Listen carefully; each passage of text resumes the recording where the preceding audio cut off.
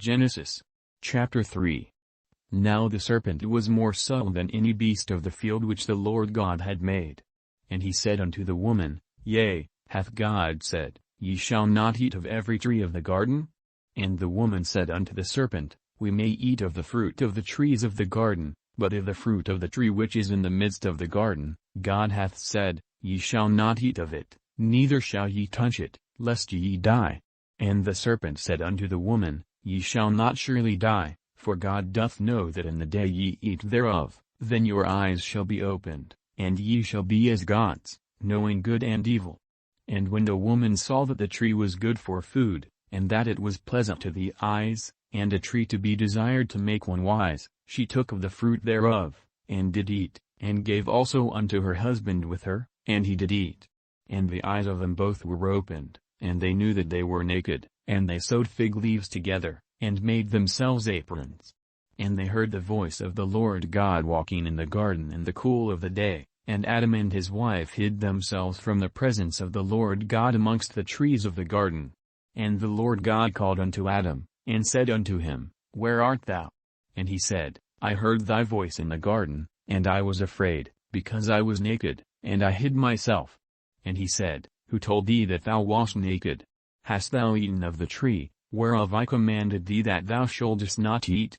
And the man said, The woman whom thou gavest to be with me, she gave me of the tree, and I did eat. And the Lord God said unto the woman, What is this that thou hast done? And the woman said, The serpent beguiled me, and I did eat. And the Lord God said unto the serpent, Because thou hast done this, thou art cursed above all cattle, and above every beast of the field. Upon thy belly shalt thou go, and dust shalt thou eat all the days of thy life. And I will put enmity between thee and the woman, and between thy seed and her seed. It shall bruise thy head, and thou shalt bruise his heel.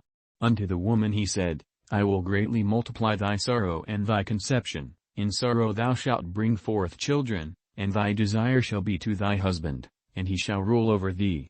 And unto Adam he said, Because thou hast hearkened unto the voice of thy wife, and hast eaten of the tree, of which I commanded thee, saying, Thou shalt not eat of it, cursed is the ground for thy sake, in sorrow shalt thou eat of it all the days of thy life, thorns also and thistles shall it bring forth to thee, and thou shalt eat the herb of the field, in the sweat of thy face shalt thou eat bread, till thou return unto the ground, for out of it wast thou taken, for dust thou art, and unto dust shalt thou return.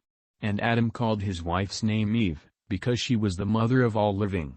Unto Adam also and to his wife did the Lord God make coats of skins, and clothed them.